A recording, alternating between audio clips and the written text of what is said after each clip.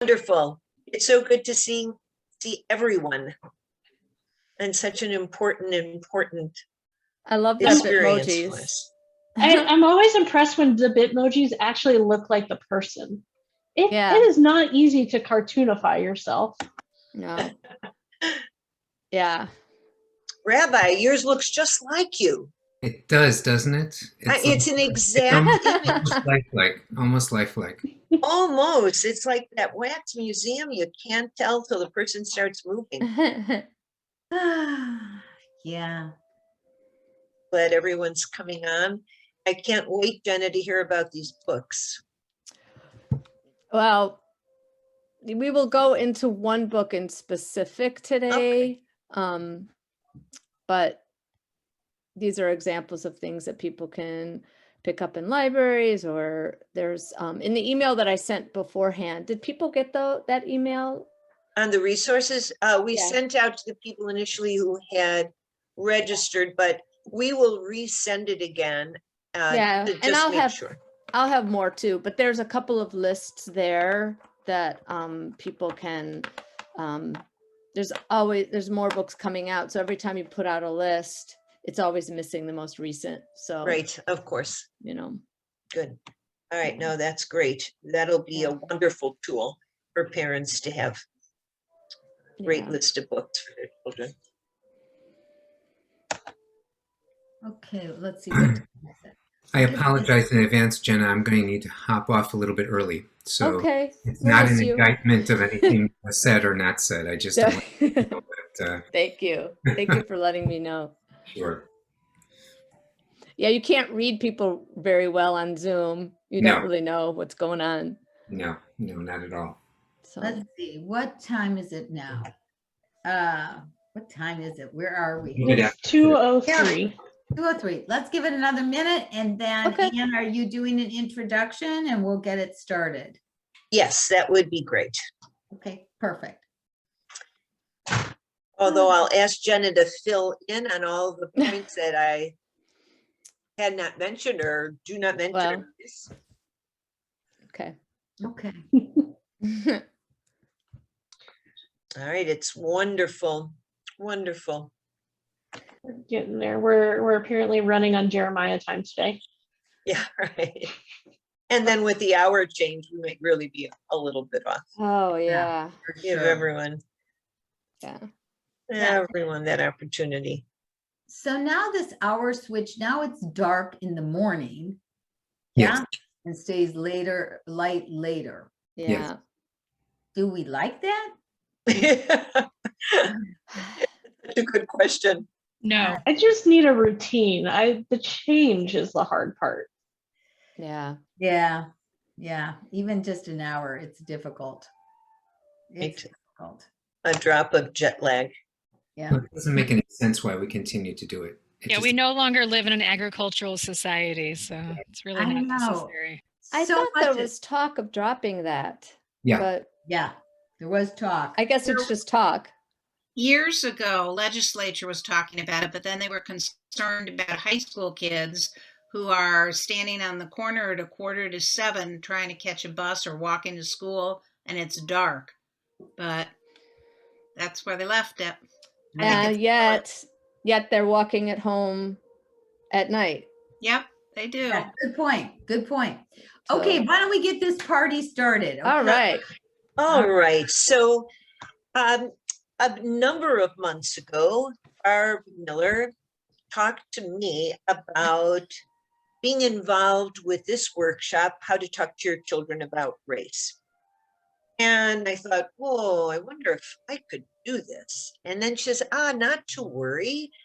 I know a fabulous person who really knows this topic well. And I'm going to introduce you through an email, and through the email and then a Zoom call, I met Jena Doolas.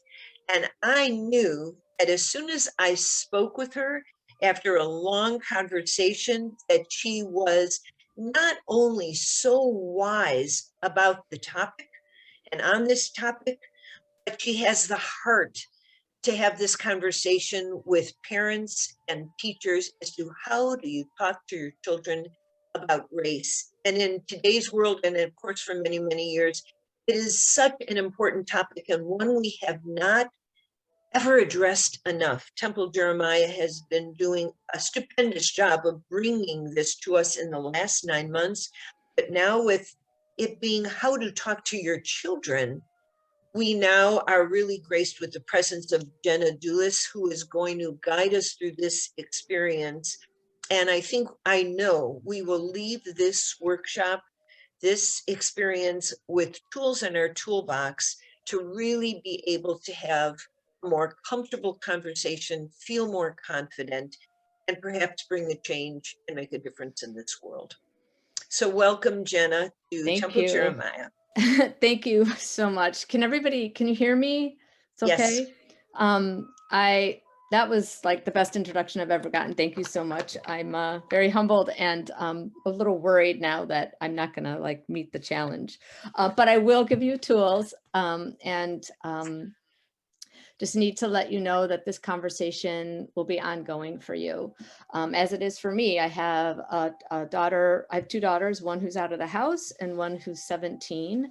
And you may hear music in the background because she had a music rehearsal scheduled at the same exact time. So we'll see how this goes. I am an educator and a school social worker, and I have been doing that work through an equity lens for as long as I can remember. And I am always learning. And while I'm very experienced, I am not an expert, but I keep learning. And I have to tell you that when I talked to Anne and was conversing on email and talking to them, I've been thinking about this since November, and it sort of takes shape in my head. And every time I read or listen to a podcast or find resources, my presentation in my head too changed. So this presentation looks this way because it's at this time in March 2021. It's sort of made up from the work that I've been doing personally to learn how to talk to myself about race and also my kids in my home, but also in my work. So today we're going to talk, I'm going to do a lot of like metacognitive work, which is how we think about things. So I'm going to first start with some tools and ways to be in a space that you might not think is pertinent to how to talk to your children about race, but I'm going to try to do my best to explain how that can open up the conversation and make us more open to learning new things that are uncomfortable. Let's see. Already, okay. I outlined a little bit of what we're going to do. We're going to start out with talking about brave space. And I imagine the best way for us to do this, I don't know if you have a pen or something to write with, but that might be a way to like focus your thoughts or ask some questions, or write down your questions.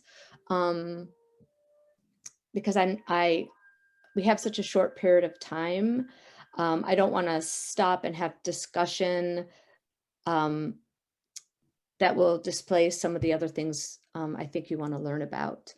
I'll be showing slides, doing videos. We're going to be talking about some terms that you may or may not know, but I want to make sure we're all on the same page going forward. I'm going to talk to you about some facts about how children experience race, racial bias, and how they learn. I'm of course going to share resources with you and a little bit so a general approach of what works for me. Everybody sort of comes at this at a different way, and there's no one right way to do this. Let's see. I know this can be daunting. And I was talking to Anne and Barb and Rachel that maybe after this presentation, I could create a space, construct an idea of how you guys could have discussion spaces following this. And we could talk about that at another time. One of our goals here, but in other spaces where I work, on race in my school with children is creating a brave space to talk about race. Nurturing and holding this kind of space is anti-racist in itself. Because if I, as a white person, don't have the capacity to talk about race, when I'm uncomfortable and unsure, I can't begin to highlight it and see how it functions in my life and disrupt it. So, and why brave space instead of safe space? Many of us who are white, and I can't see everybody in this space, so I don't know the community that well, but I'm going to speak as a white person. We don't have a lot of practice talking about racism in authentic ways. And because of this, it can be hard and uncomfortable. And we act in all sorts of unproductive ways when things are hard and uncomfortable for us. And sometimes we think we're unsafe. If we feel that we must be comfortable at all times when we talk about race, then even safe spaces aren't places where we can talk about race, and they're prone to being spaces where Black and brown people are hurt and where racist ideas can be perpetuated. So being uncomfortable is going to be part of this process. And I believe a lot of you over the 9 months, or some of you over the 9 months, have been talking about some of this material. So it's more familiar to you. So it might be less uncomfortable, I'm hoping. But I want to share with you this Invitation to Brave Space by Mickey Scott Bay. This is used a lot with different facilitators. So some of you might have heard this before. Can Barbara Ann, since I can see you, would you just give me a thumbs up? Because we didn't test the sound to see if you can hear this, okay? Together, we will create brave space. Because there is no such thing as a safe space. We exist in the real world. We all carry scars, and we have all caused wounds. In this space, we seek to turn down the volume of the outside world. We amplify voices that have to fight to be heard elsewhere. We call each other to more truth and love. We have the right to start somewhere and continue to grow. We have the responsibility to examine what we think we know. We will not be perfect. This space will not be perfect. It will not always be what we wish it to be. But it will be our brave space together. And we will work on it side by side.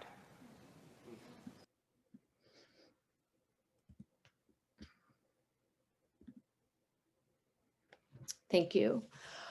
I'm going to put together forward to you some values that we lead spaces where we talk about race. It's a little bit different than how we're doing it today. This is not normally how I work on Zoom, and also where I'm talking to people a lot, where it's usually a give and take conversation.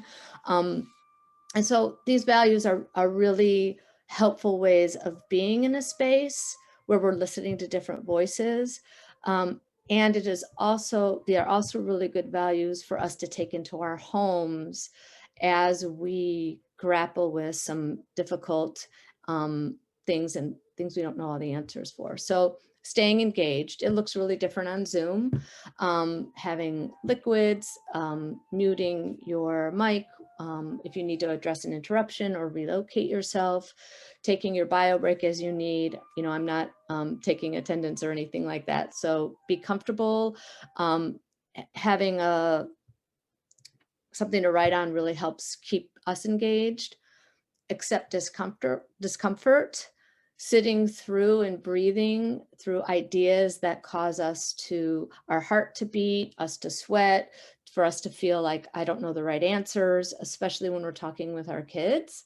Noticing you know what, I'm not sure about this. This is making me nervous. And then using it as a jumping forward platform for inquiry.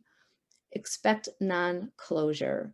In this space, we're only here for like 90 minutes or less. We're not going to solve all the problems, and there are infinite ways to move forward through this journey. I'm not going to be able to answer all your questions today, and some of them are unanswerable. And I would invite you to jot down your questions and use them as a window into inquiry for you. So if there's something you don't know about or you're curious about, using that as your next step in learning about this discussion. Speaking for yourself, using I messages to represent your perspective. Not everyone experiences what you experience. For example, telling a story in second person where we might say, we all do this or you all do this, assumes that everyone feels and experiences things as I do. And if I use I statements, it prevents me from making assumptions about others, especially as a white person, assuming that everyone has my experience. That is one example of where whiteness can show up as a universal, like faux pas, so to speak. In a different space where we're discussing, tending to your own balance of talking and listening. I'm not going to be doing that today, which makes me uncomfortable. But in schools, sometimes we'll say like 3 before me, meaning let 3 other people talk before you talk again.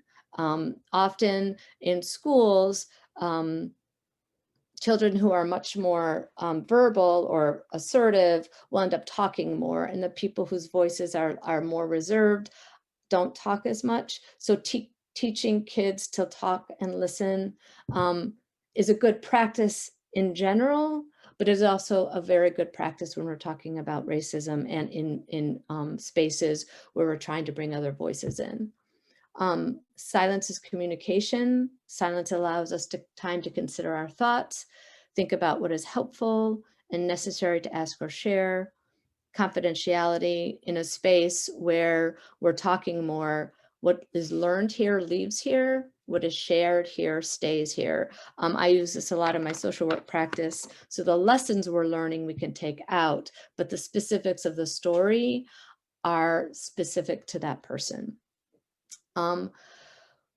We are all in different places in this journey. And so I want to make sure that you know that while this is a passion of mine and I've read a lot and I keep up with things, I'm not an expert, and I've been in further back in the journey and made my mistakes. And so I embrace everybody in this journey because it is necessary and difficult.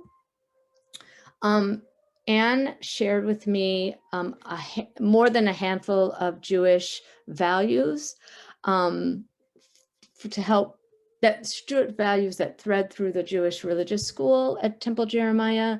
And I chose 3 of them to sort of thread through here. And they speak on more of the systems level as opposed to the individual level, where with kids, we might talk about like giving charity or being kind. The values that Anne shared with me, I chose were more about systems. And you'll kind of see later on how they might connect with this. It's more than being kind and nice. It's really looking at the structures at place and how racism functions in our systems and how we are complicit in them. So for example, I'm in an education system. And so I think about the decisions and the policies that are made in schools, in my school in particular, and in other schools, and how those policies affect people of color, people of different classes and ethnicities, and how they benefit white people and how they might hurt people of color. And so I felt that these 3 values kind of spoke to that. I'm going to bring up 3 different learning tools that I use with kids in school to help them learn about really difficult things. We also use this with adults. And I know these are like different metaphors, and you might wonder, well, how does this help me talk about race? And I hope through the presentation, I'm able to illustrate that for you. So this is windows and mirrors, and this is a tool that has come up a lot in different spaces, so you might have already heard about this. It helps us hold and reflect familiar and unfamiliar information in a less judgmental way. Basically, a window represents things that are new and unfamiliar to us, and a mirror reflects or represents things that we see in our own experiences. In this work, we often ask the question, where is a window for you and where is a mirror for you? And this helps us connect with different experiences and find a way in to wonder and learn rather than judge or make us defensive in learning something new. This works really well when kids are learning different topics. Instead of that, sometimes they'll say, oh, that's so weird, or why is that different? And we can ask, is this a window for you? And what is new for you? And how might you connect with this topic through this window? This is called The Compass. It is developed by Glenn Singleton. He's created a program and wrote a book called Courageous Conversations About Race. It's a self-navigation tool. It's just like a framework to help us sort out our reactions to difficult things. So there's 4 corners you can see. Believing, the believing corner speaks to values regarding what's right and wrong, morally or ethically. The thinking quadrant talks about when we're trying to understand something or deconstruct something. The feeling quadrant is emotional. So for instance, if I'm feeling really emotional about something and very, very explosive, I might use this navigation tool to help bring me into the center so that I'm able to have a conversation. And then the acting tool is planning and doing. Sometimes we act on impulse without giving thought to what we're believing and thinking and feeling about a situation.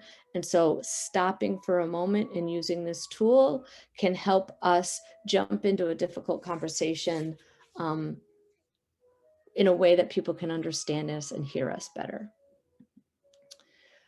This one is my favorite. The most important part about this diagram is the part of our unconscious where we don't know what we don't know.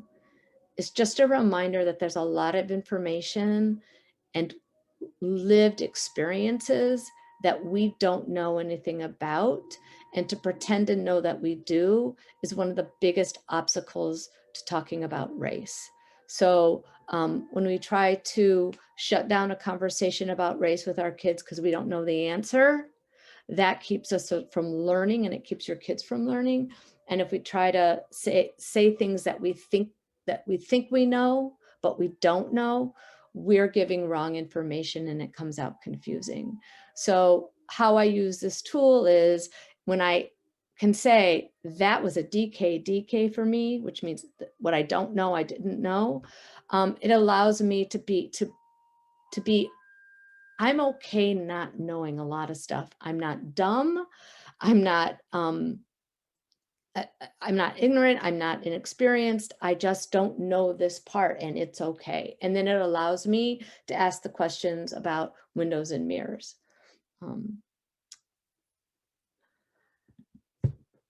I wanted to introduce you to an author and podcaster named Layla F. Saad. She is the person on the bottom right. She has written a book called Me and White Supremacy.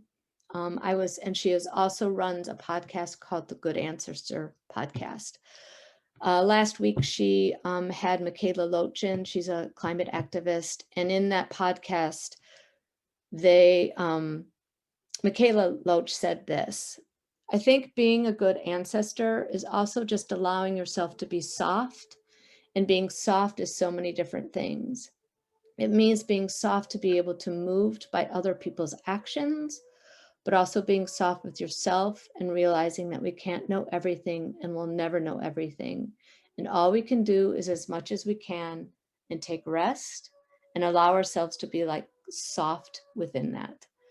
And so that's one thing that I wanted to share with you, is that coming into this conversation with your kids softly, and I don't mean tentatively, I mean being willing to learn with your children through question and experiencing, is going to go a really long way.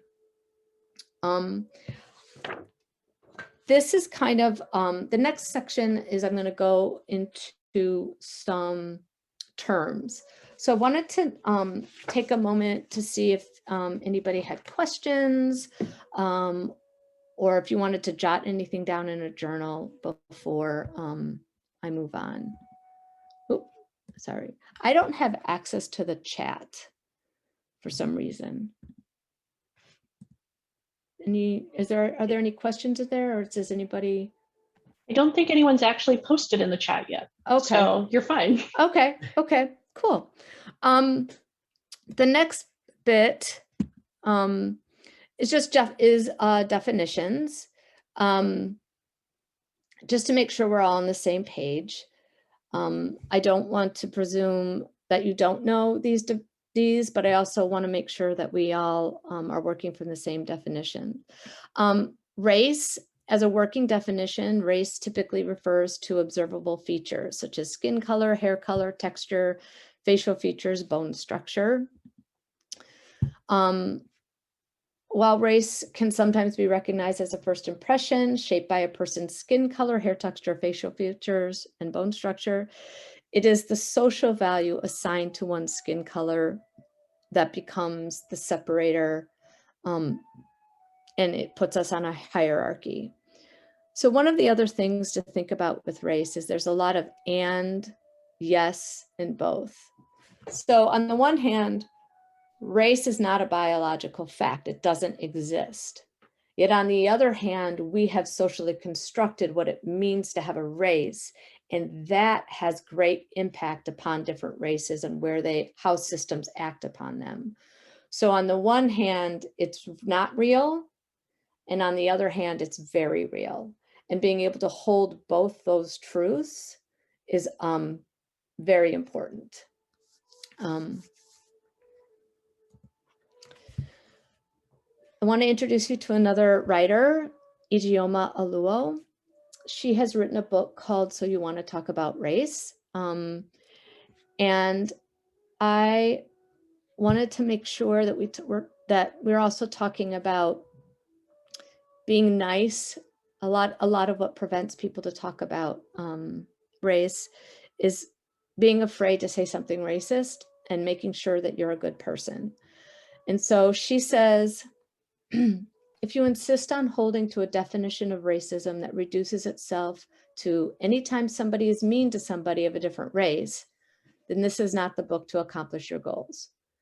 And those are real and noble goals when we call them what they are. We really should be more kind to each other.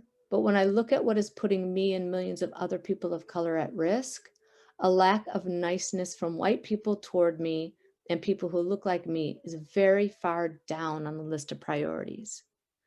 However, if you came with the second intention to fight the systemic oppression that is harming the lives of millions of people of color, then you are who I have written this book for. But either way, I encourage you to keep reading, because understanding the truth about racism in America might help you make more friends of different races too, and they have a better chance of being real friends who feel safe with you. For me, the systems piece is really important. And while you are here to talk about your children and your family system, connecting individual acts of racism or or anti-racism with systemic oppression helps kids make sense of what's going on in the world right now. It's hard to separate police brutality and housing segregation and why where I live might have only white people. How does that occur within the continuum of history? So that's important. And I put the Jewish values here because that's where that threads through for me. Racial. We often, racial is an adjective. It just simply means you're describing racial identity, racial heritage, racial policies. I try to racialize my experiences or my conversations. It is a small and important tangible step that you can take at home to bring race into the conversation. When I racialize myself, I will name my race as I did. I don't even know if I did that in the beginning of my of the presentation. I identify as a white person. I am Greek and Jewish, and so I walk through the world with the privilege of a white person, even though sometimes people perceive me as racially ambiguous. And so I understand, I have learned to understand my place in that and use my privilege where I can. So I racialize experiences. We'll talk a little bit about colorblindness, which when you racialize something, it kind of goes against that belief that we shouldn't talk about race or say that that person is Black or that person is white. When I'm at school and I racialize situations, the kids will be like, ooh, that's racist. And I have to explain why racializing is important and not racist. But I think we are coming out of an era, for white people are coming out of an era that colorblind was the way to go. And we're going to talk about that in a little bit.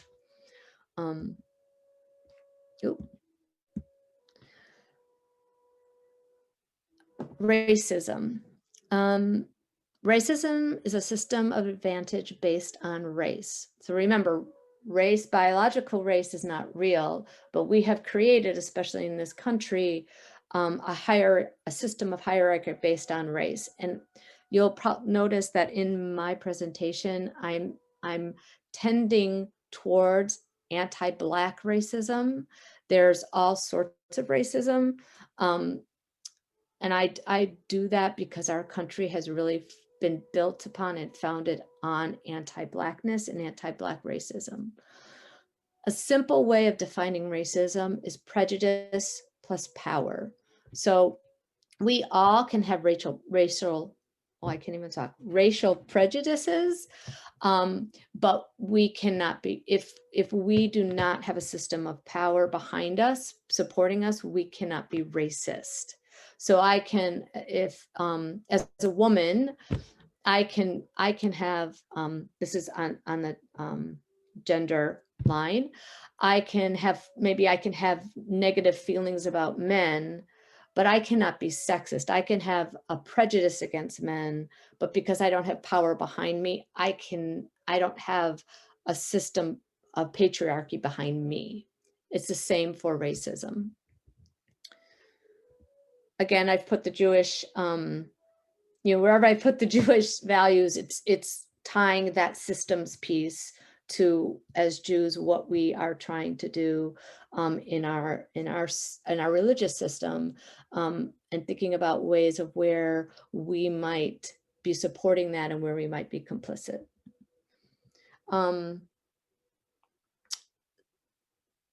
Systemic and structural racism, again, historical and present systems in which public policies, institutional practices, cultural representations, and other norms work in various, often reinforcing ways to perpetuate racial inequality, specifically against Black and Brown communities.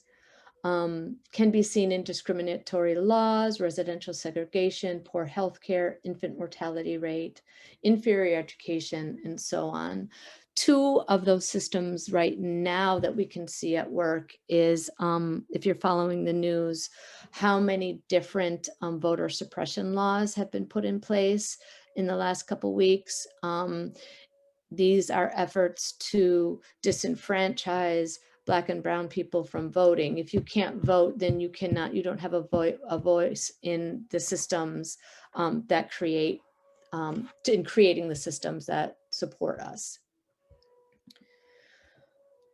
Again, this is Ijeoma Oluo, a quote that I find really impactful. Either you believe these disparities exist because you believe that people of color and women are less intelligent, less hardworking, and less talented. Oops, I cut this off. Than white men, or you believe that there are systemic issues keeping women and people of color from being hired into jobs, promoted, paid a fair wage, and accepted into college. When I find myself having racist thoughts, I bring this quote up because it helps me, turns it into a binary for me. I don't usually like the binaries, but it's the either or. Either I believe that people are lesser or that the systems are a problem. And when I talk to my child, my daughter who's home, I will divide that and talk about, like, do we believe this is really happening, or is this the system at play that is, and how is the system, how is the system showing up? And so that's been really helpful for my teenager. I wanted to bring up this. It's very helpful for those of us who might have discussions with people that we think are racist. Racist as an adjective can refer to words, beliefs, behaviors, policies, and decisions. It focuses on actions. So as parents, we can say that something a child does, the action, we'll describe the action as immature or whatever. Same as when we're talking about someone's actions, describing the actions and behaviors as racist, as opposed to that person as racist, will allow most likely the conversation to continue. If you call someone a racist as a noun, it typically ends the conversation and changes it from conversation to shouting, things like that. So helping with your children, rather than saying that politician is racist, naming the specific words or actions that are racist will then also give that child a better idea of what racist looks like. And then we're not calling names, which is also something that we want to avoid doing for our children. We don't want to call people names. We want to look at behaviors and beliefs. So that was a big chunk of things that you might or might not have known about, like thought about. Anybody want to share something new or something you hadn't, or a window from those definitions? And by a window, something, or a DK, something you didn't know or something that you hadn't thought about. And this would be a way that you could use that tool with your children.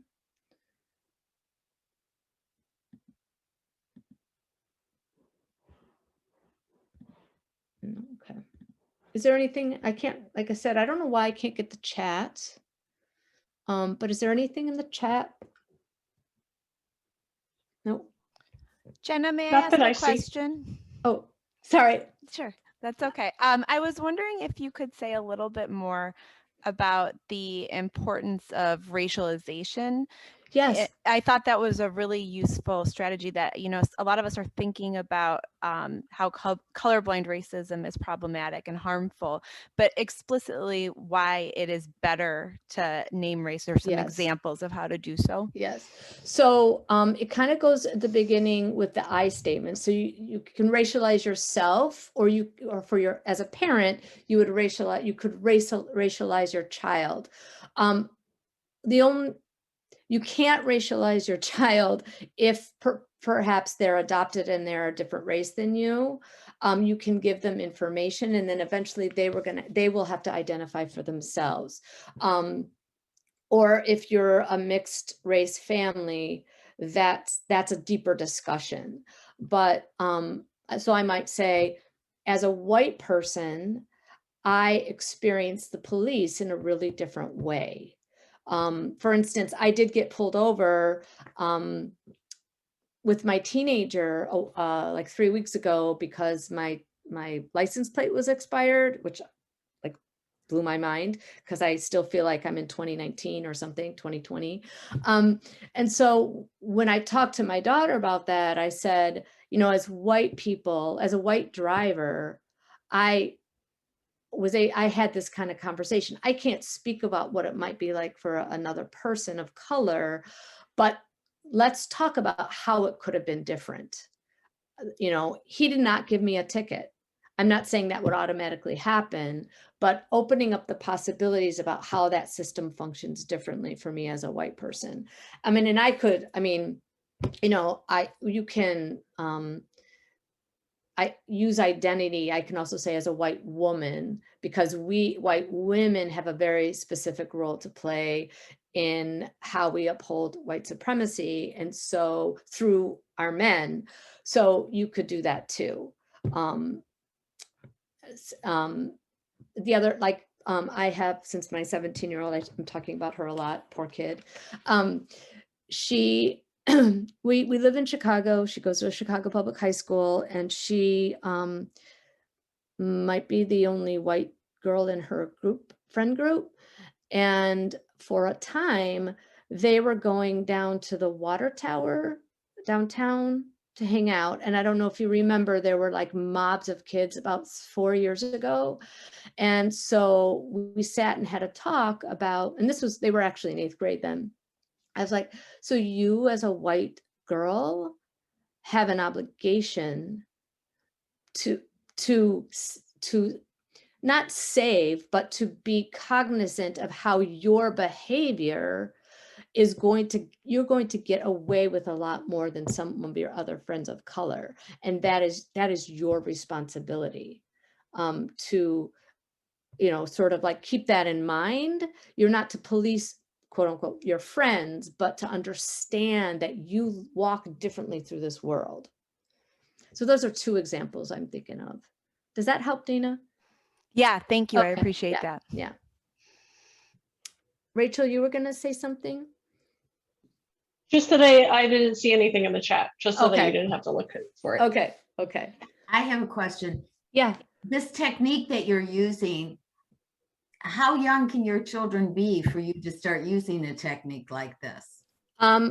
Young, very young. And we're gonna go into a discussion right now about how young kids recognize race and racial bias. I mean, you know, we talk to our kids about gender right away. Oh, you know, and to the detriment maybe to some sexist ways, but we can also you know, talk about, you can still use that language. And in one of the books that I started out with, Ibram Kendi, Anti-Racist Baby, reading that book, there's a couple of other like those board books that talk about things like that, you know, talk about color, talk about race, talk about, you know, we all have identities that we live our life through, and that makes us all different, but each of our differences can mean something different as we have lived experiences. So, when children are talking, you can start using that, you know, and all all this is predicated on my belief that you can't talk to your kids about race unless you are also doing the work yourself. So it's an ongoing journey, and it's understanding it for yourself as well, and understanding it alongside your family and your child. So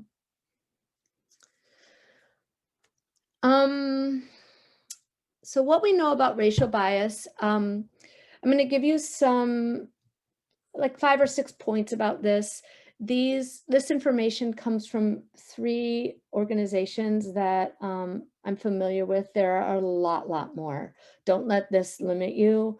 You can start here, and then, you know, whatever you learn from these organizations, you can expand. So Story Starters is on the East Coast.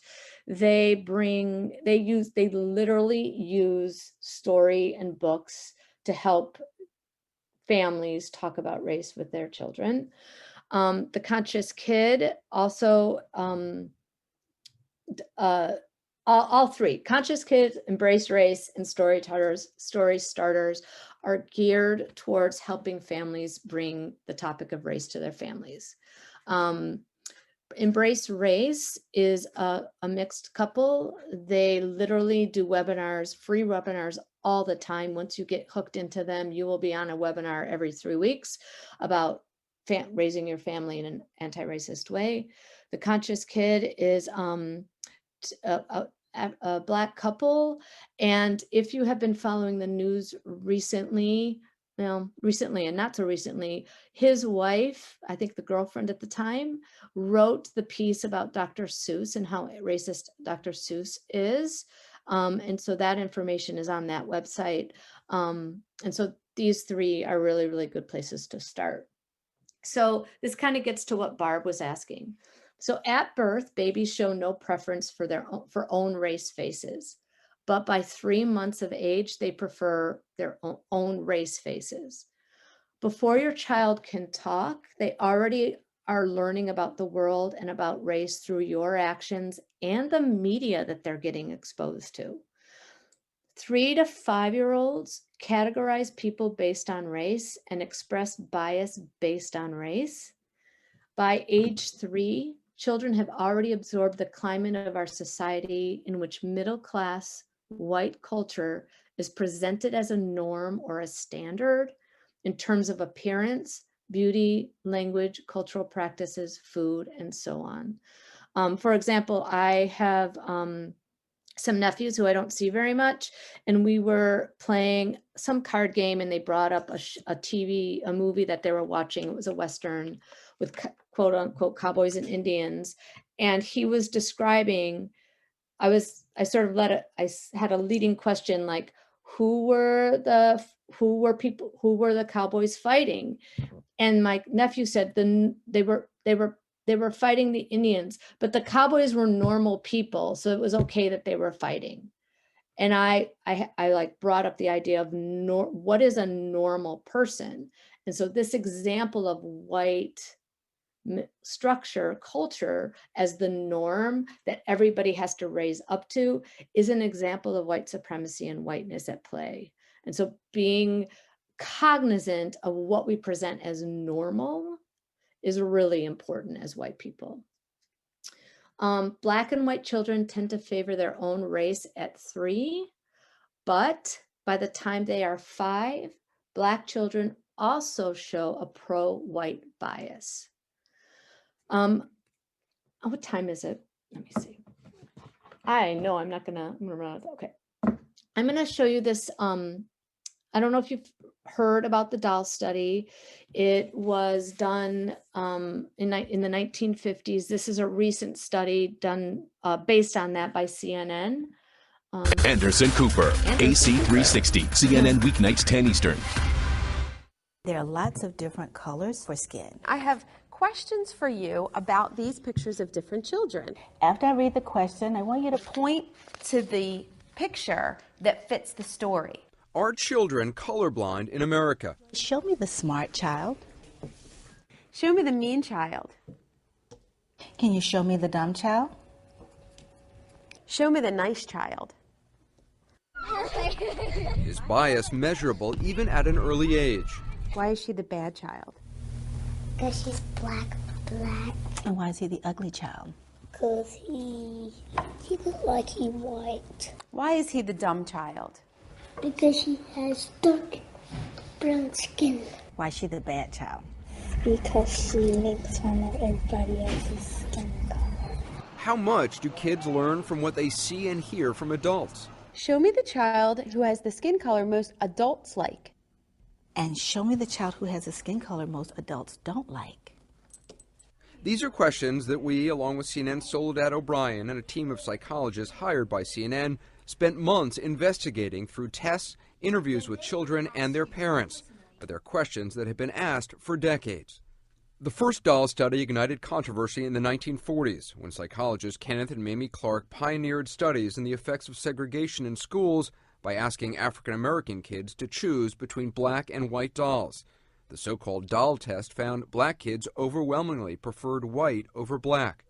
Those results were at the center of the landmark 1954 Supreme Court case Brown versus the Board of Education that desegregated American schools.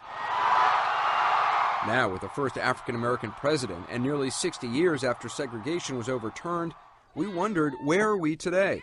How do kids see differences in race?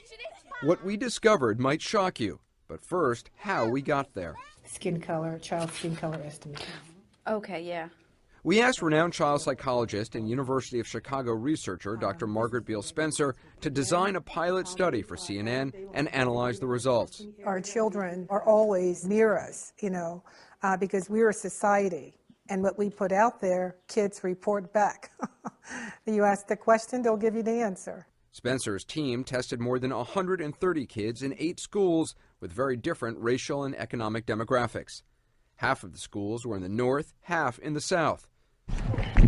Oh, nicely done. While the country is much more diverse today than in the 1940s, the children in this project are from 2 age groups and 2 races, white and black, to better allow comparison to the original doll study. 4- and 5-year-old children were asked a series of questions about these images. 9- and 10-year-old children were asked questions about the same images, as well as this color bar chart. The tests led us to 3 major findings. First, white children as a whole responded with a high rate of what researchers call white bias, identifying the color of their own skin with positive attributes and darker skin with negative attributes. Show me the dumb child. Dumb child. Okay, why is she the dumb child? Because she has black skin. Show me the mean child. Why is he the mean child? Because he's brown. Show me the bad child. Why is he the bad child? Because he is black. Okay. Show me the ugly child. Why is he the ugly child? Because he's brown, black. Show me the child who has the skin color most adults like. And show me the child who has the skin color most adults don't like. Show me the child who has the skin color most children like. Show me the child who has the skin color most children don't like. Show me the child who has the skin color most girls want. Show me the child who has the skin color most girls don't want. The questions that got overwhelmingly white-biased answers? Show me the dumb child. About 76% of the younger white children pointed to the 2 darkest skin tones. Show me the mean child. About 66% of the younger white children pointed to the 2 darkest skin tones. Show me the child who has the skin color most children don't like. Again, about 66% of the younger white children pointed to the 2 darkest skin tones. Show me the bad child. More than 59% of the older white children pointed to the 2 darkest skin tones. But some white children did have more race-neutral responses. So could you show me the good-looking child? So what are you thinking? I know you pointed to them all, but tell me what you're thinking. I'm thinking that I do not care if they are black, white, mixed, or any kind of race. I think that it matters who they really are.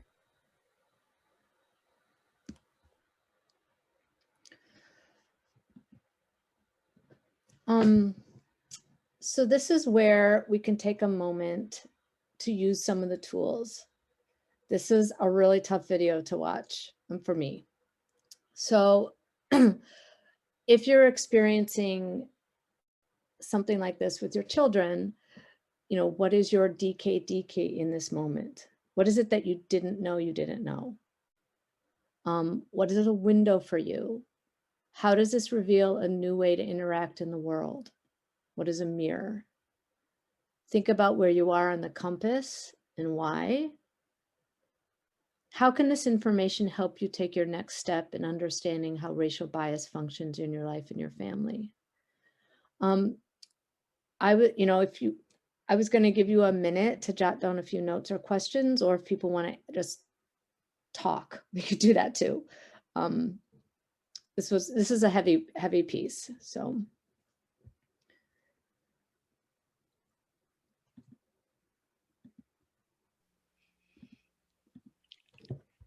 I do have something. Just, I mean, that video, obviously, I think, well, I can't speak for everybody, but that was pretty striking and concerning.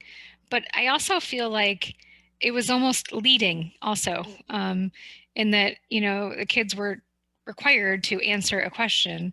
Mm-hmm. And especially the younger kids are going to answer the question rather than, like, you know, asking more of an open-ended, do any of these children look smarter to you? Do any of these children look dumber? You know, like, I feel like it was, I didn't really like the setup of how the children were asked those questions. And obviously the woman from the University of Chicago, you know, did all her research and everything like that. And I'm not a researcher by any means. But I just, I don't know. I just feel like that was a little. Yeah, it's what I had trouble with was, you know, as a school social worker, I would not have wanted to leave those answers as okay. I'm a school social worker too, so maybe yeah, that's why. right. Like, you're like, oh my God, they think it's okay to answer that way, you know? And so, and yes, it is, there are lots of different studies that point to this research. And so, you know, I haven't read what, how they put together this one, except they replicated the test from the 1950s that indicated a bias. There is the implicit bias test. It's not meant for kids, but for adults. The Harvard has. I will send this in some of the resources following. The Harvard implicit bias test does it a little bit differently for adults and testing your bias. It might be interesting to you. But yeah, this experiment makes me wonder what the kids were thinking when they left, especially for the kids of color.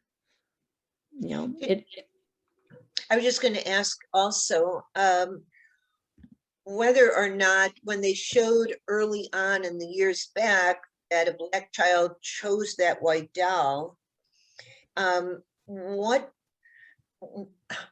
did the children of color respond, as self-loving people, or people who, when they were asked the question, I mean, did they do that if they were asked the question, who is the bad child or the naughty child or dumb child? Was this only asked of white children? No, Black and white children. Okay. Yeah. So I'm just wondering how that, if they too have grown, if they have grown up with whether self-loving, or that they would also would they point to a white child as the troublemaker? So how did that? In the experiment, from what I remember with the dolls in the 1950s, the Black children primarily chose the white dolls as their preferred dolls. Mm-hmm. It's, you know, it's in internalized suppression, right? And I mean, as a school social worker, I microaggressions, which are small slights, kind of the kids in middle school start looking back on how all those add up to reveal to them that they are not viewed by white teachers as their other peers. So, yeah, I mean, we cannot. Sorry, Rachel. I also want to like think about like what is the background that each of these kids is bringing with them, right? Not just what their school has had, but what's the diversity of their neighborhood? How much interaction with other people of other races, with their own race? What does that look like? Because I can definitely see that in the world at large, we still give into those stereotypes. Despite our best efforts against them, they are everywhere. And we also know that one of the greatest ways that we can combat those stereotypes is by getting proximate, by having diverse experiences. And I wonder, I mean, from the video, it looked like all the kids were sitting in the same classroom, therefore, in theory, all from the same area, right? Like, what is the diversity makeup of their community, and how much interaction are they getting with stereotypes versus with that interracial, interreligious, everything community that's around them or not around them. Right. I mean, and that's, you know, if you're not in a diverse community, your experiences are exposure to stereotypes in media or the news, which is skewed for either white kids or kids of color. And, you know, we could talk about housing and everything. And if you're in a suburb, how did that become primarily white? And the history of that, I mean, is a lesson in itself, you know, for your high school kids. But there, you know, there's so much to unpack with that. This is like one of those places where, you know, we are just at the tip of the iceberg. We're not going to answer this question, any of it, but putting that question down in your journal, talking about proximate experiences, that's where you may enter in this, you know, for yourself. Like, let me find out about the history of, you know, how Evanston got made or Wilmette got made, and how am I benefiting from that? And what my life choices, how do my life choices get me here? Or vice versa, you know, wherever you are. So. Yeah, you have two more questions, so I'd like to try to get to Elan, you want to go? Sure. So I think, you know, exposure to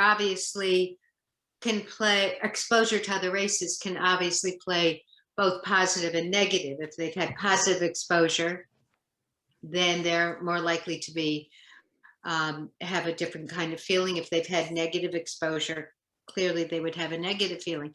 I would be curious to find out if with these children, if they will track them every couple of years. I don't know the answer to that. I know, but I don't know about the,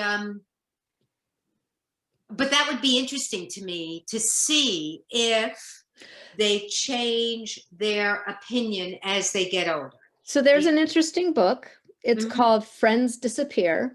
It's not directly related to what you're saying, but it's written by a woman in Evanston. She grew up in Evanston, who went to one of the schools that brought, I don't know her name, I forgot her name, but it's called Friends Disappear. And she had a very mixed friendship group. And it's a story about how they separated in high school because it tracked them. Well, not only because it tracked them, but because of so many other things that happened. The middle school boys were targeted by the police. So things started to happen that impacted them societally, that actually increased their division. So it's an interesting book because she did follow her friends. I mean, it wasn't an experiment per se, but she went backwards. So that's a book that might interest you. Okay, thanks. Yeah. So, okay, so I have another maybe more statement than a question, and I see Dana has put a statement also in the chat room. You know, to me, yeah, this might have been flawed. There might have been some things that were done wrong. But the point is, I think, what can we learn? To me, it shows that we have systemic ways that we are communicating information to our children. And whether this study was somewhat flawed or not, I think there are lessons to be learned. So I guess that would be one question I would ask you, or we personally, what lessons can we take from the fact that our kids are getting knowledge from all sorts of things, marketing, you know, commercials. Every decision that you make. I'm going to jump through some slides to get to because I think that, and I'm going to try to get back here, but let me get through some. Nope.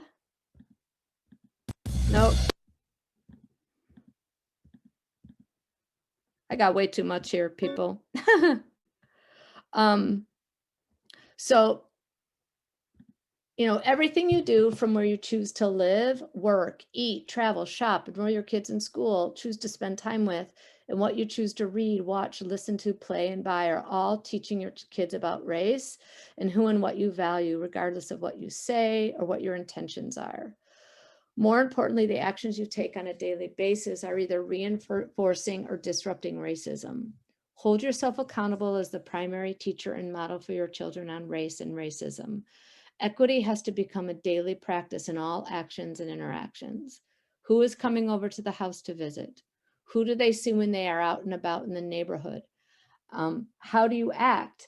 Do you lock your doors when you see a Black person on the street? That's one thing that happened. That happened to me all growing up. I never understood it, but that sticks in my mind. What music are they hearing? What kind of artwork is hanging up on the walls? Are the main characters in the books they read predominantly white? And are the characters of color that they read about and learn about only being read because of their suffering and how they teach white people about history? Are they shown as full humans? How about the shows and movies they are watching? What race is their pediatrician, principal, tutors, teachers? Be intentional about seeking out, valuing, and supporting creators, authors, colleagues, neighbors, professionals, and educators of color. You can tell kids Black Lives Matter and to value diversity, but it won't mean much unless your actions show it. So that's kind of, when we're asking about what can we do, it's not necessarily the big, huge things, except I did ask a group of parents who said they were ready to be friends with Black people. I was like, are you ready to move out of your all white suburb? Because who's going to come, what Black person is going to come to you in your all white suburb and feel safe? And so sometimes those big questions can lead you down a big life change too. I'm not asking you to move or anything, but those can be questions that you ask. So I don't know if that helps answer some of your question, Barb. Yeah, I think my question is also, I see what you've written here and what you've read, but the point is the everyday, the everyday decision we make, like watching this TV show or watching this Disney movie that, that doesn't necessarily show diversity. Okay. Right. Is that, what are those little things that a parent can do to, again, give a little bit more equity in the viewing of this information, because the kids are getting bombarded all the time, but parents only have an ability to control so much of it. Right. So, even when you're watching movies, so, Disney, Disney is the princess movies. My daughter was like, I can't watch anything with you. You ruin everything. that was my job. So like now she can't look at a movie without saying, this is a made up time and space. Why aren't there people of all different colors? You know, like, why are they all white people? Like, so that she is noticing this stuff too. But again, you have to be the one that's becoming educated yourself. You know, when I was at a training, Peggy McIntosh, who is a longtime educator on equity, was talking to us, and she said, like, I reset my software every day. And she's like in her 70s now. And she said, like, I've been doing this anti-racist work for 40 years, and I still have to reset my software every day. And for me, that was like gut punching, you know, because I was like, oh my God, this is so pervasive. And so for me, I took that up. So I read almost exclusively books by people of color. And if they're white people, they are people who are talking about anti-racism and whiteness. I listen to podcasts about that. I mean, it's like, it's my life, because I feel like I have so much catching up to do to learn how to do this. So it's a continuum. It's a continuum. Pierre. Hi. All right. So Jenna, I just wanted you guys to know that Disney Plus now has a lot of shorts that are very much geared towards people with disabilities, people who are coming out, and all different races. They've done an amazing job. As a teacher and one with a little one and an older one, I watch them ahead of time, but there have been so many that I've been showing my own kid and school. And I love that. And they're great ways to have conversations with, you know, so it's not enough to just put your kid in front of the TV. You really have to be watching with them and doing some critical, not only stuff about racism, but media literacy. You know, how is this TV show different than another TV show? And what are they saying when they do this? They're not, you know, all this implicit stuff. I want to move on to this video by Jennifer Harvey. She wrote a book called Raising White Kids. It's a great book. I highly recommend it. And this is about a 7-minute video about her, yay! You know, what about color blind parenting, color racial blindness, which I think is a really, really important thing that we need to discuss and sort of unpack. Oh, that's not what I wanted to do. Let's see, there we go. It's based on this idea that there's something wrong with difference. And we don't think of it that way, but if I tell my child, don't notice color, I'm giving them this message that there must be something wrong or bad with color, right? And typically, when we say that, we're talking about darker skinned people. And so subconsciously, what our children hear is, oh, there's something wrong with having dark skin. We're going to be nice and not point that out, right?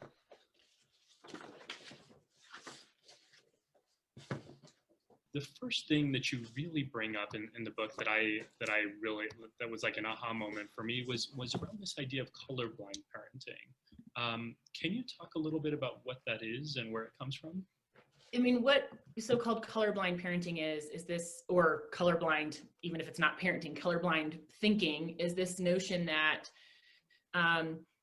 not only can we be taught not to see difference or see colors, which is in the United States tends to be a proxy for race, though it's of course more complicated than that. But we shouldn't see color because it's bad to see color, and it's a win if we just look at people's humanity without noticing color. And I think in some ways, you know, the best sort of intention I can put on it is it comes out of a misreading of, you know, what Reverend Dr. Martin Luther King Jr. was talking about when he said, I don't want to be judged by the color of my skin, but the content of my character. I think so-called colorblindness is kind of a very, very serious misreading of that, based on also misunderstanding that if we just stopped noticing color, racism would go away. So coming out of the civil rights movement, but it's never been an adequate or a fair interpretation of what King or other civil rights activists were talking about. what does colorblind parenting do to our kids' psychology that might be problematic? So in other words, what's wrong with the colorblind outlook? It's based on this idea that there's something wrong with difference. And we don't think of it that way, but if I tell my child, don't notice color, I'm giving them this message that there must be something wrong or bad with color, right? And typically, when we say that, we're talking about darker skinned people. And so subconsciously, what our children hear is, oh, there's something wrong with having dark skin. We're going to be nice and not point that out, right? And so it's this very, very powerful but subliminal message that there's something wrong with not being white, because typically it comes out of, again, as you say, if you were raised with it and, you know, maybe have some of it. It's not that it's only white folks that do this, but it tends to be a very kind of whitened way of seeing that there's something wrong with difference. We shouldn't talk about it. And so then it also, the third very serious thing it does for kids is, if we want our children to be able to challenge racism, grow an anti-racist moral imagination, that rests on the condition that they can see race and talk about race in meaningful ways. And if we've just said, don't be colorblind, everybody's the same, we've literally disabled the possibility of them building toolkits to grow anti-racist moral imagination. We can't do that if our kids can't talk about race, and we can't talk about race without talking about difference. Well, then I shouldn't be surprised when I get 19-year-old college students, white students in a class with Black students and Latino students and Asian American students, and my white students are like, what do you mean racism is real? It's just developmentally, powerfully harmful. I guess one other way of asking this question is what's so attractive about this idea of colorblindness? Like, we hear from politicians all the time, I don't see race, I don't see color, and that's their way of saying I'm a progressive, or I'm not a racist, I guess is what they're trying to say. Yeah. And so what's really drawing us to that kind of language? Like I've been drawn to that language, and so why is that the case? A lot of times I think when we're saying be colorblind, what we are saying is everybody has innate dignity, everyone has innate equality, and so everyone deserves innate respect regardless of differences. And so I think what we don't hear is that to say that is a very different thing than to say be colorblind and don't notice their differences, right? And so I think we've actually made those synonyms, and then by doing that have confused our children. And so I think the values, so I can say to my kids, as a family, we value equality. We believe everyone has innate dignity, regardless of who they are in terms of race, religion, name, place of origin, whatever.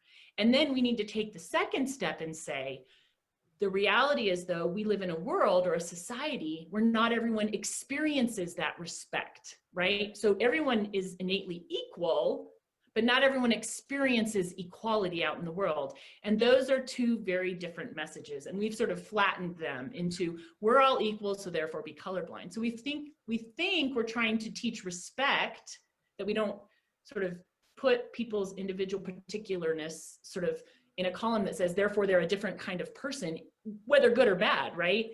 But it's a shorthand that just doesn't work. So we can say, we believe in the humanity of all people.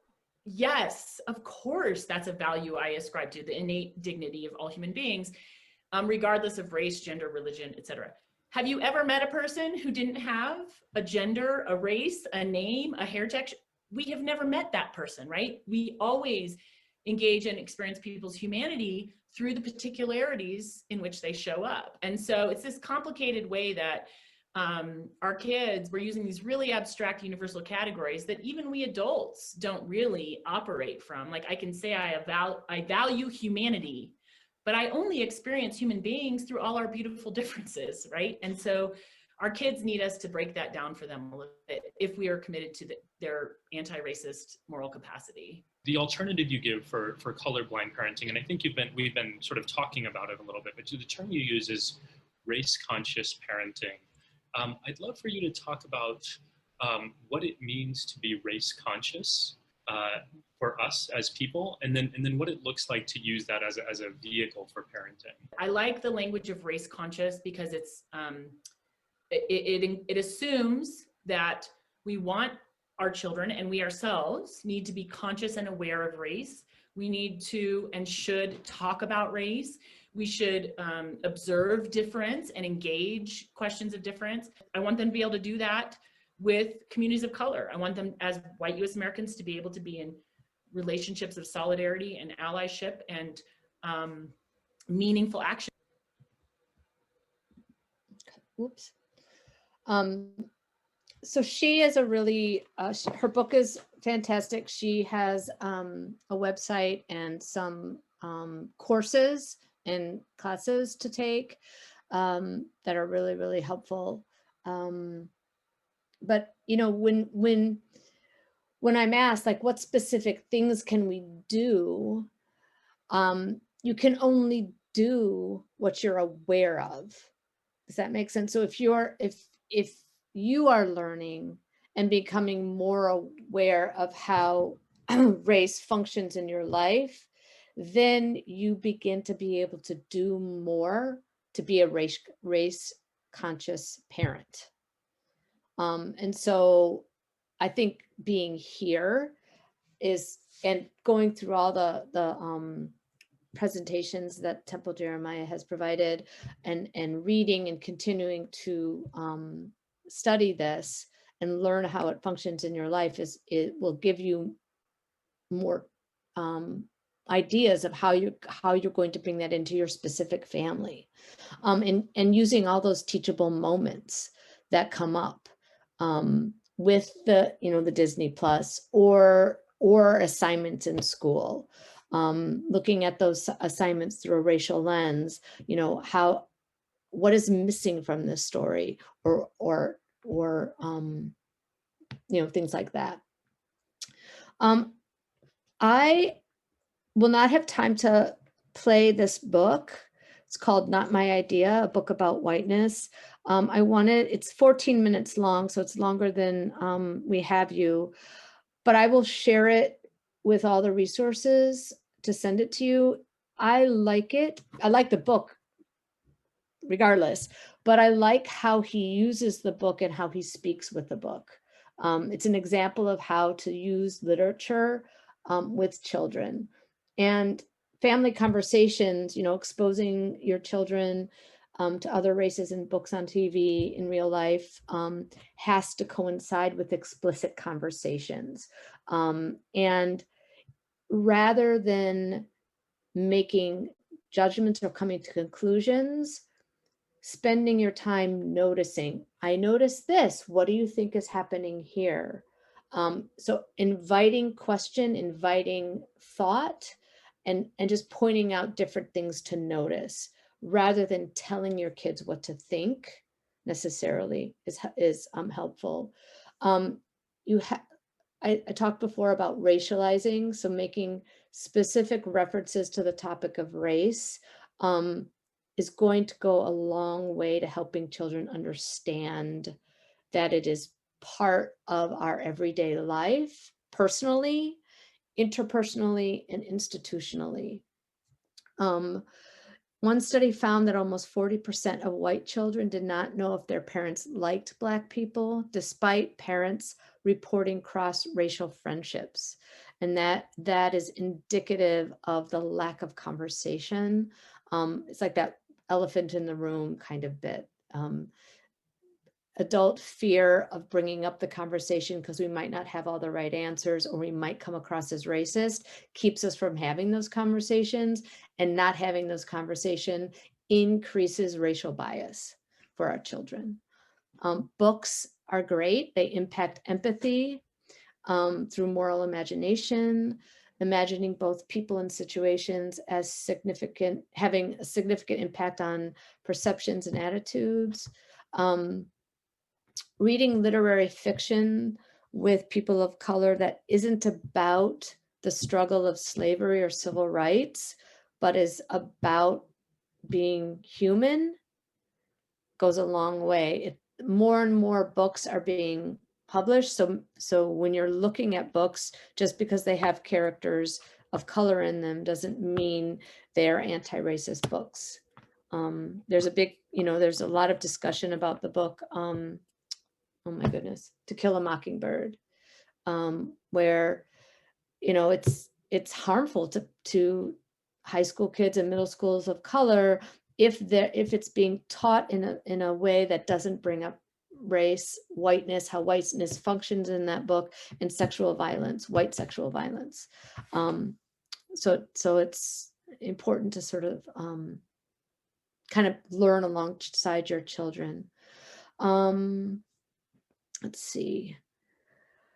Yeah, I'm going to stop there. There's more, but I will share it all with you in a different document. And everything that I've up until now have shown is in a document, resources, books, and everything like that. So questions, comments? I'm trying to look for everybody here. I'm gonna. Yeah, this was great. I have a comment. This was great. Thank you very much. I think these videos in particular were really helpful. And I was chatting a little bit with Rachel about how can we get these out to a bigger group of people. You know, you'll send us the links for these? Yes. Yeah.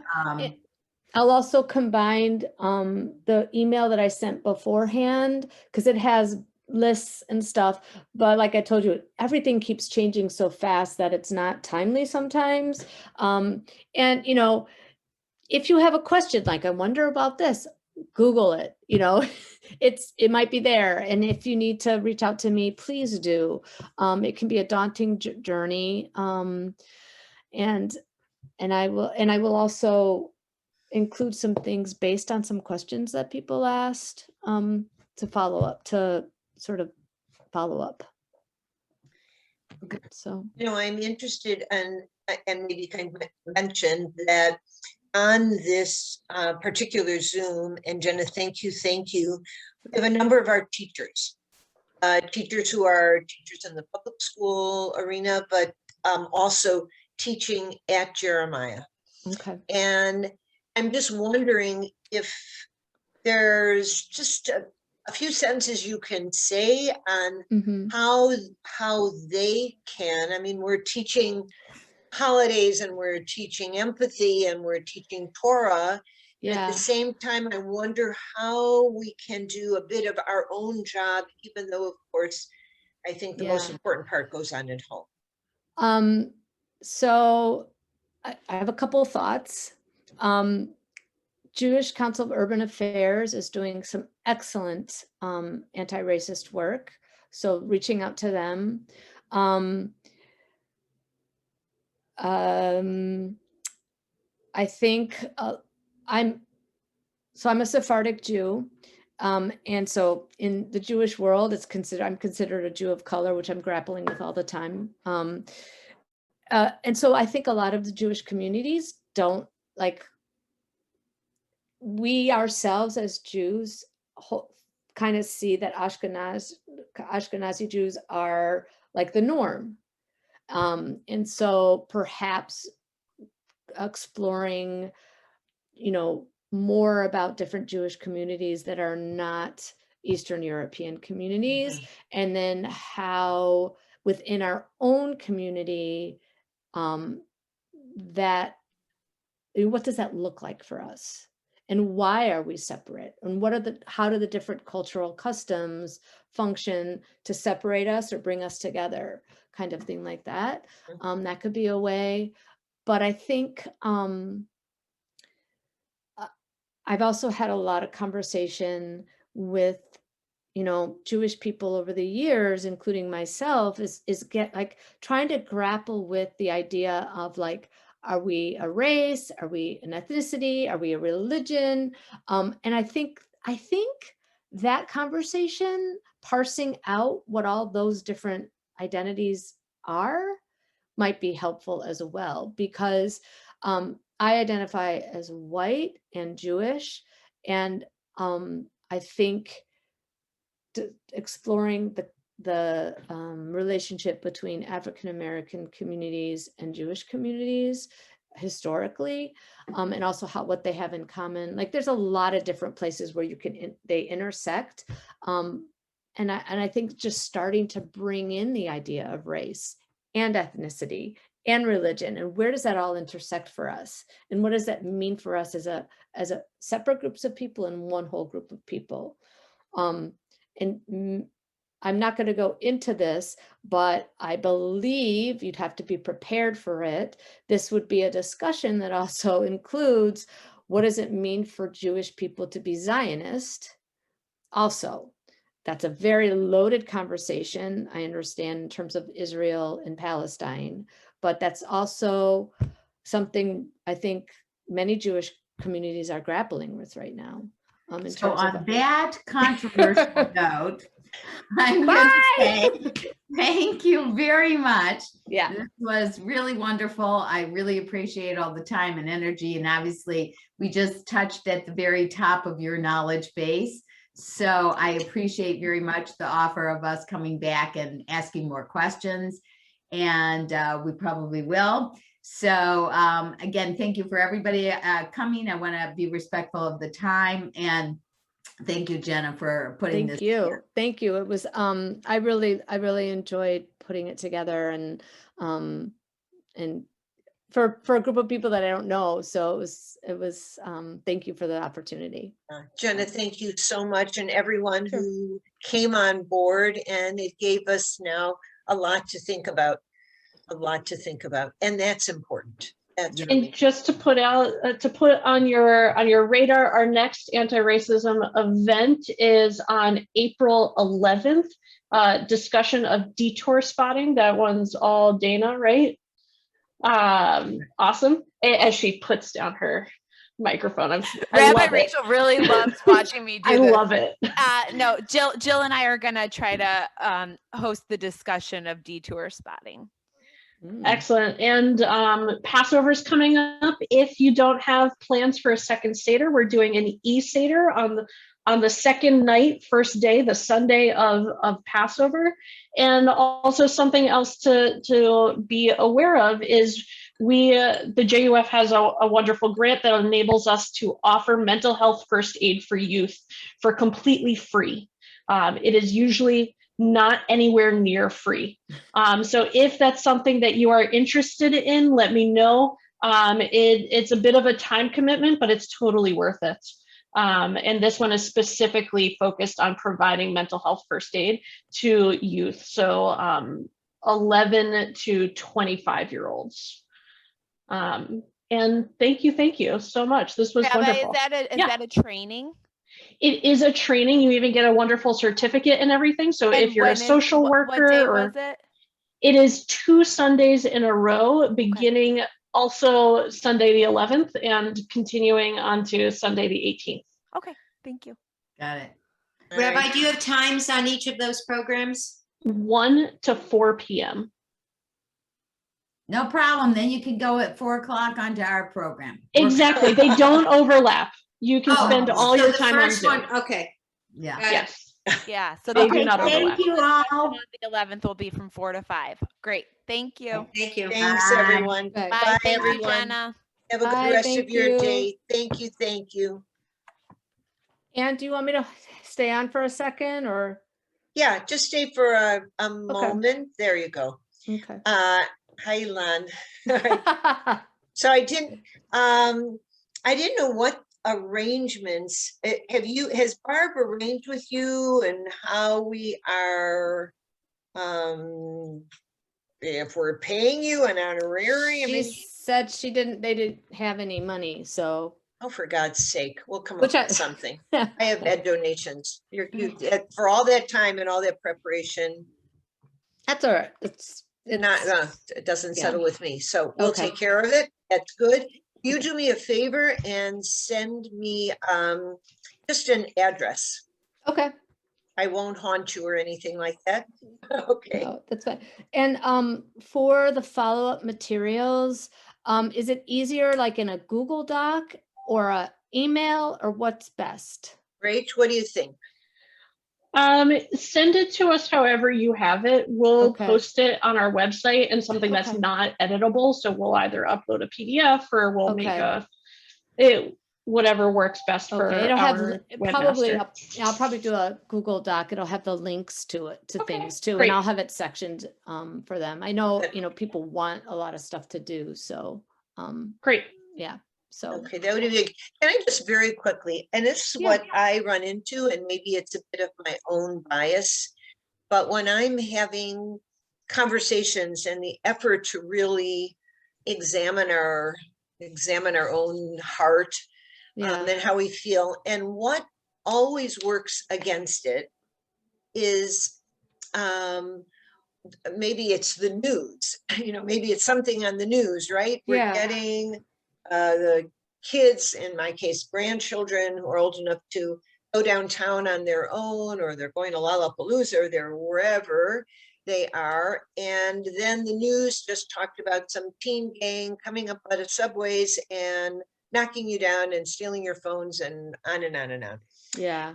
And it's so frightening to me. I mean, the whole thing is so frightening, and it could be of any color. You know, it obviously could be people of any color.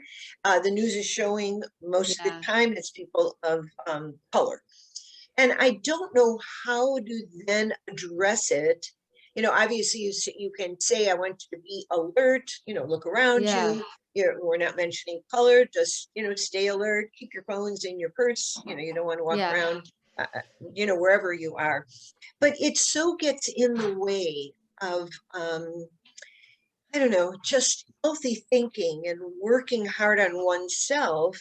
Yeah. You would want to go out there for Black Lives Matter, and then the next moment you're very upset about riots. And even though they're two very separate things, those are the hard conversations I have with people. Or if that conversation comes up, if anyone were listening in, they go, whoa, those are not good people, or they're very biased, or they're prejudiced, or they're carrying. Well, also something that I try to do when kids ask me about it, and you know, I'm not a parent, I'm not a grandparent. These are other people's kids that I'm trying to teach. So it's a different kind of investment. Is also taking note of when race feels like it has to be mentioned on various media, on the news. When is it a Black man did this thing, and when is it a commuter did this thing? And what does that teach us about who to be on the lookout for? Mm-hmm. You know, when we talk about Black Lives Matter, right? Black is very clearly in the title there. But we're not just talking about Black people who are protesting. When we're talking about police brutality, we're not just talking about white police officers, right? When does the media tell us that race is something that absolutely take note of this? Race is important to you because we're going to mention it, versus something else about the person that helps us, you know, categorize the person without needing to get their whole biography and backstory. It's interesting. In my very ambitious imagination of this presentation, one of the last couple slides was about two different artists, one by the name of Alexandra Bell, who explicitly created artwork based just on that. She took articles and examined them for race and how the misrepresent, or the different representation of people, and then recreated the articles so that they said what they were supposed to say. So I think media literacy is one step in that, really looking at like what is necessary and what is like, why did they say it that way? What was the purpose? How did that function? And so, I mean, that's one of the questions I ask is like, how are my thoughts functioning to prevent a conversation, to skew a conversation, or how is the news functioning in a way to stir up my fear? So I live 3 blocks from where Lollapalooza is, and you know, my daughter was going to that Water Tower Mall when all those gangs were coming up. And it was scary because it was the numbers of kids. It was a social media driven event. And so that was scary. That was a thing to look out for.